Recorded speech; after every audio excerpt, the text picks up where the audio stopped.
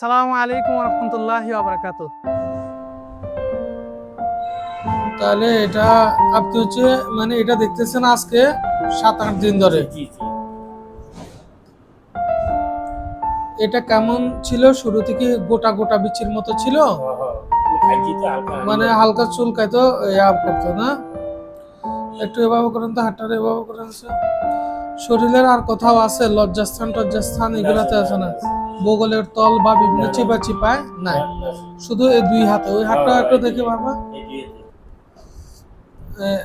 সমুদ্রে থাকেন নাকি? মাছ ধরতে হয় সমুদ্রে নাকি?